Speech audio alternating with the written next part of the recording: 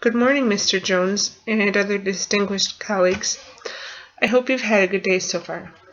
Today, I come to you because we as educators and people need to look at other assistive devices for our students. This, of course, comes with much research, much time, and it goes without saying that our devices will change from year to year. There are 3 definite subjects that the assistive devices can be used in. This is reading, writing or spelling, and math. I guess it's 4 subjects. Today I'm going to focus on 2 of those subjects and a device for each subject. The first subject I'm going to focus on is reading. There are undoubtedly a whole plethora of devices that we as educators and a school could use to help our students succeed. The first device I looked at and thought was fairly reasonable was the text reader. The text reader has a variety of positive things about it. It's compatible with all common book formats. It has a built-in web browser, which is really a good thing when you look at children needing to become more computer savvy or fine-tuning their computer skills. It's got reading templates, it's got e-highlighters, it's got bibliographer,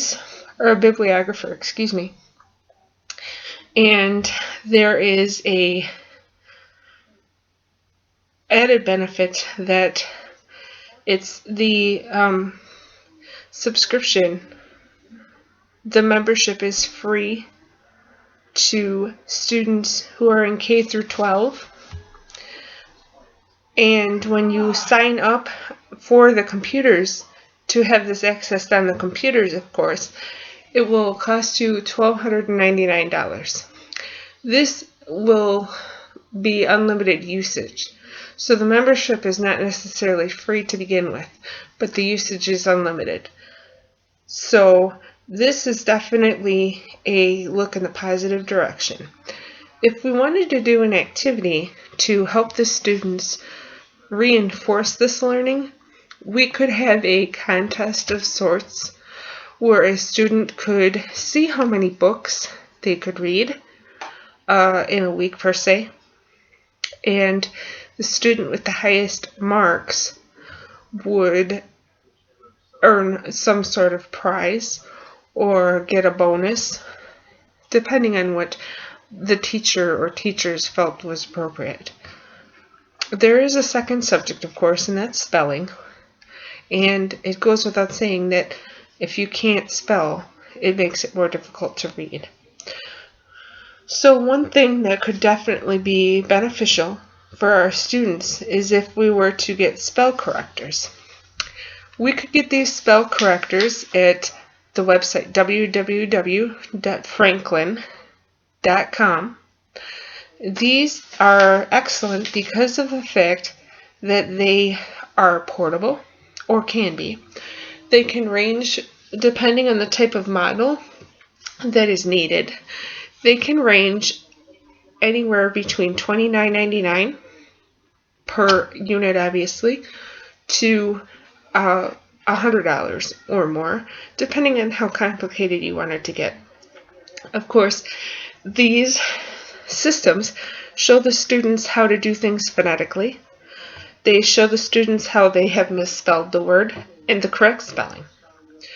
This is very similar to like spell check on a computer, but this is portable. This is something that could be set at the desk and the student could do their homework at the desk.